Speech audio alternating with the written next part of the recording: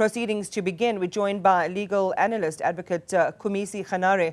Advocate, good morning to you and welcome. Talk to us about what happens in matters like these where a conviction and sentence already exists in one case, and this the convicted Rosemary Ndlovu in this particular case now being brought into court as another matter emerges and her potential involvement in another murder plot. How does it work legally? And welcome, by the way. Good morning. Yes, no, good morning to you too. I'm an attorney, not an advocate. Sorry. Not a problem. Yes, I mean, it's not a new thing. It happens all the time. And I mean, one of the cases that we know of now, an example would be the Thabo Bester case where, he's undergoing trial on something else while he is, a convicted prisoner. So the same process would, ensue where you have to be taken from prison to, the court that you need to attend. And things like, bail wouldn't apply, obviously, in such instances. But we do have, another accused person who is not necessarily, convicted and or incarcerated, who would, enjoy other rights that Rosemary wouldn't necessarily enjoy. So how does, what we heard in the first case or the first series in the saga, which was involving the trial, the conviction and the sentencing of Rosemary Ndlovu, feed into what we hear in this particular matter? What's the connection and how's the evidence typically in these matters treated, where one from the previous case and conviction, is important to a new case? Yes, no, I mean, it becomes somewhat of an easier case for the NPA, the state, to prosecute, this, if you may, a side case that would come from what we already have as a case where Rosemary was convicted. And the evidence would be very easy to deal with, if you may.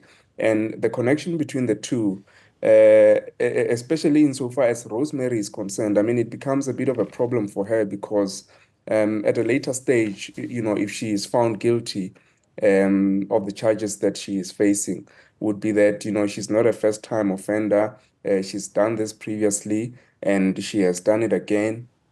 And that will work against her heavily, as opposed to the other accused persons. And I mean, the role that they each play in this new case that Rosemary is facing now, differ, but eventually it's going to weigh in on, heavily insofar as Rosemary is concerned.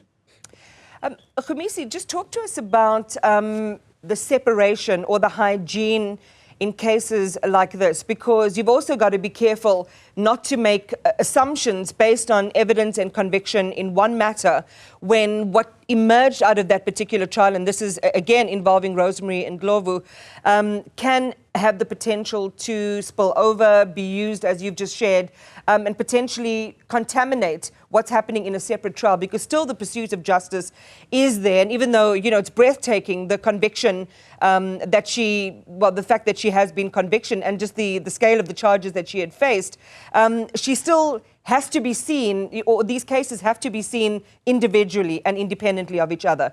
Is that the correct characterization? Yes, sure. I mean, that's a correct characterization. And I mean, when we zone into this particular case, it's a new case altogether. And remember, the standard it's an easy one. We have to presume the accused persons in this case, Norma and Rosemary, innocent until they are proven guilty.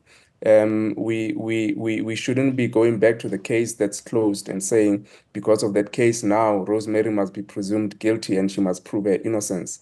And also in dealing with evidence, obviously, you wouldn't be expected as the NPA to copy and paste, if you may, from the case that's already closed and use that in the new case. But if there's evidence, you can still connect and collect, really, from the previous processes. As long as you do that lawfully, that evidence can still be used in the new process. But this is a completely new process. It's separate from the previous one.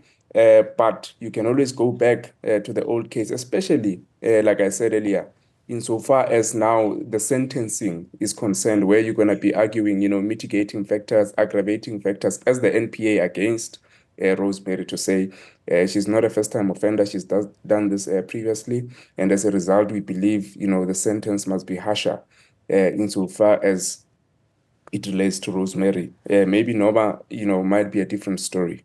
Yeah.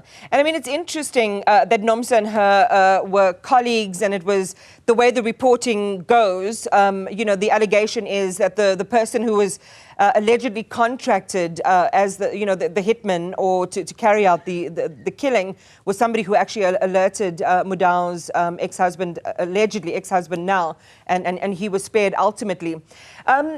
Just your observation on, matters involving police officers in this particular way. I mean, we certainly saw it come full circle in Rosemary Ndlovu's case, justice seemingly to have been served there.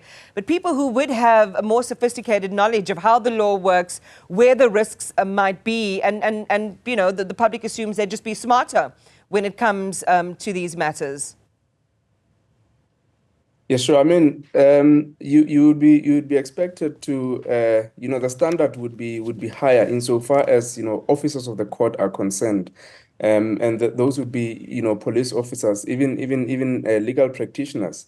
When you find yourself in a situation where you should be upholding the law, you are looked at as someone that should be knowing better. And you find yourself in a situation where you are now an accessory to this, big thing that's going on, breaking the law. You are likely to face even harsher, sentences at the end of the process.